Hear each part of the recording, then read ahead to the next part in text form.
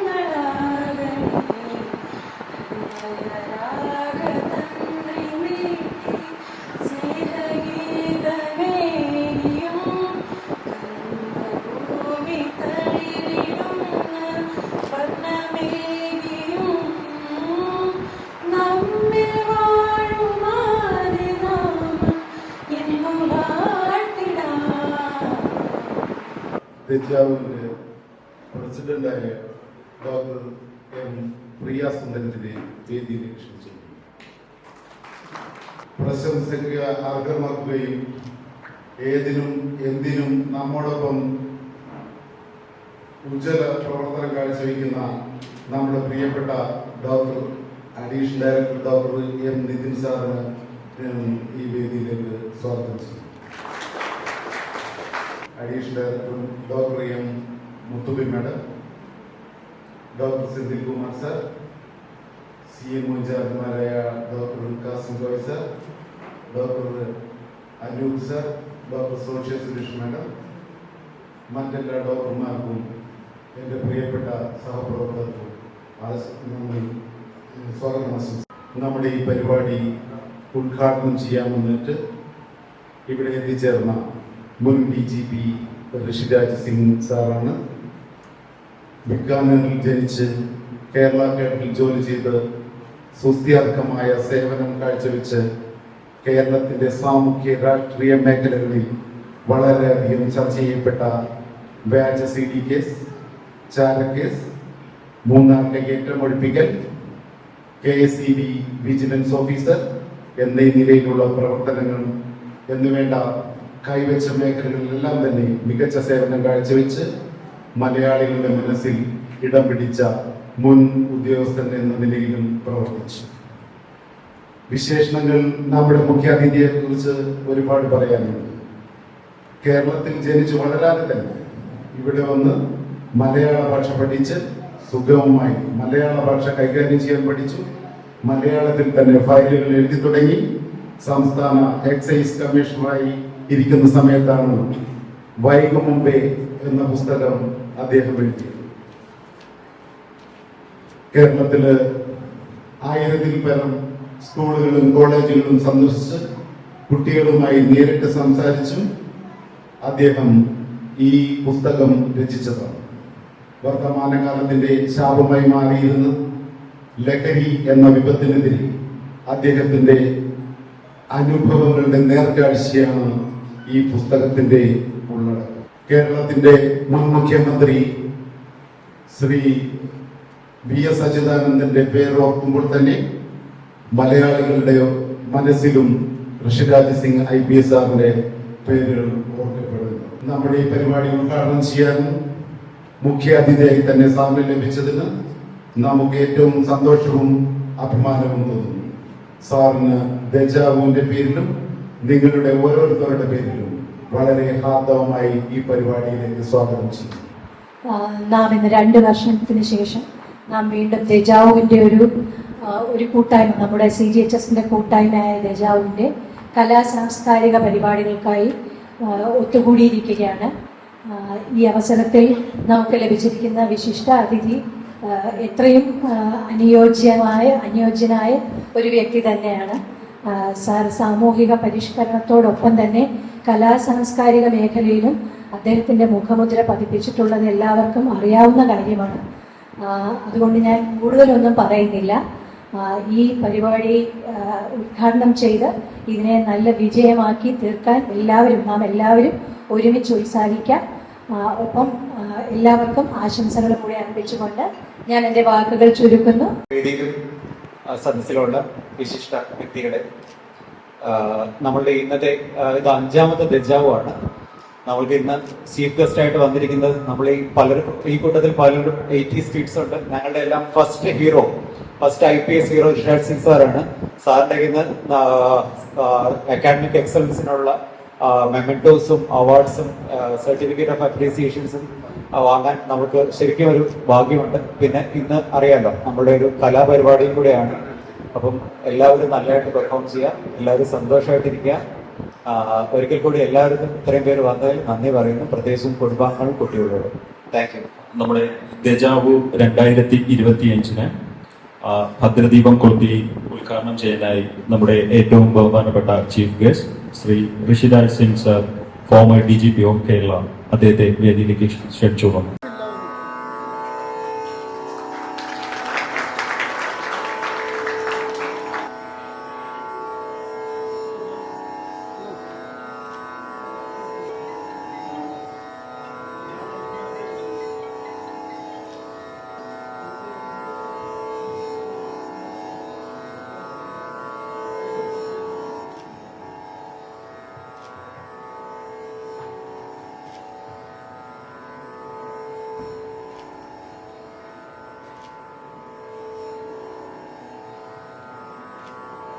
CGHSന്റെ ഇവിടെ ഒരു പരിപാടി നടത്താൻ പോകുന്നു.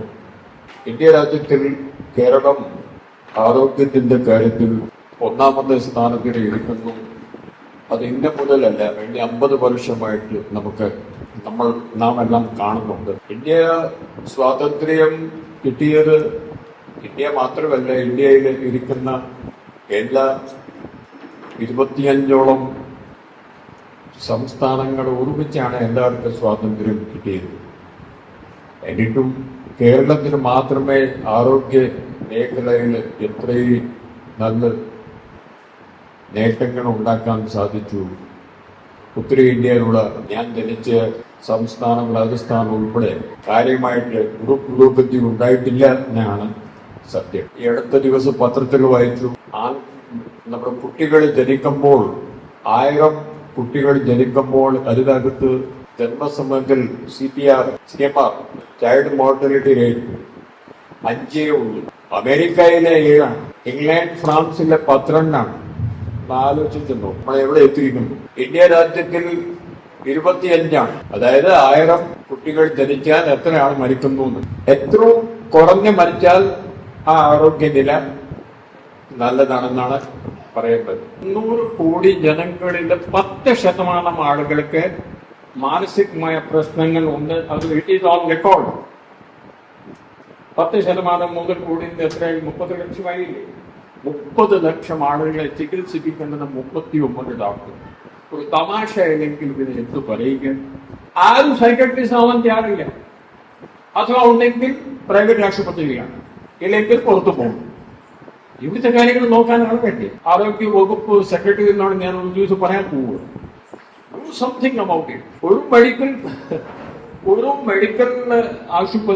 മെഡിക്കൽ കോളേജിൽ നമ്മുടെ ഡിസ്ട്രിക്ട് ഗവൺമെന്റ് ഹോസ്പിറ്റലിൽ ഒരാളെങ്കിലും വേണ്ടി.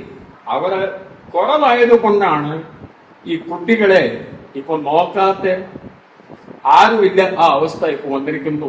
കുട്ടികൾ ലഹരി വസ്തു കഴിഞ്ഞ ശേഷം ആദ്യത്തെ അവരെ കാണേണ്ടത് കൗൺസിലറാണ്. ആണല്ലോ. രണ്ടാമത്തെ ആണ് സൈക്കട്രിസ്റ്റാണ്. എല്ലാ ദിവസവും ഓരോ സ്കൂളിൽ പോകുന്ന ആളാണ് ഞാൻ. 5000 സ്കൂളിൽ പോയ ശേഷം എന്നെ അനുഭവം കൊണ്ട് പറയുകയാണ്. അമ്മ, അച്ഛൻ, പാരന്റ്സ്, കുട്ടികൾ പറയുന്നു ഞങ്ങളെ നന്നാക്കാൻ താല്പര്യമുണ്ട്, പക്ഷെ എവിടെ പോകാൻ സ്ഥലമില്ല സർ, ആരെ കാണാൻ.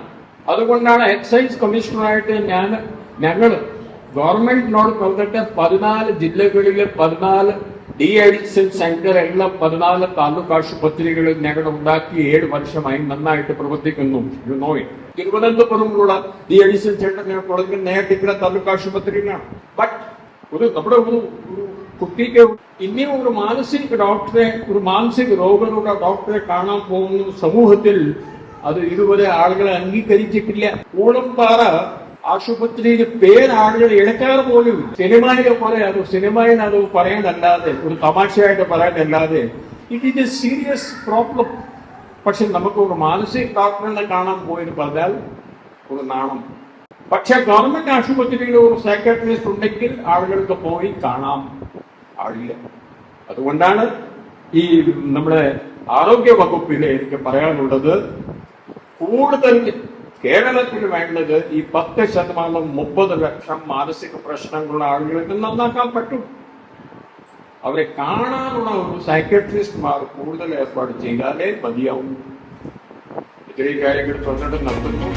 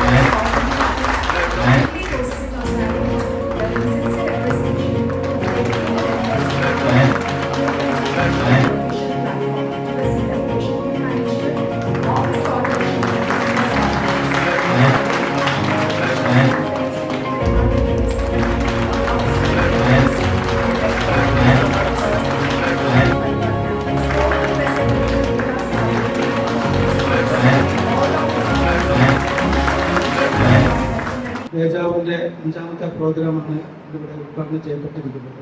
ഈ സമ്മേളനത്തിൽ നന്ദി പ്രകടിപ്പിക്കുകയാണ് എൻ്റെ കർത്തവ്യം.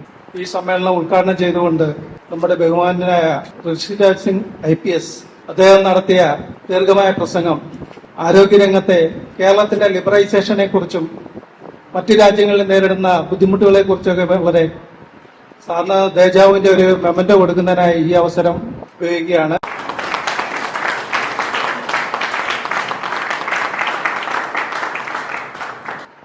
ഇവിടെ നേരിടുന്ന ബുദ്ധിമുട്ടുകളെ കുറിച്ച് അദ്ദേഹം സൂചിപ്പിച്ചു.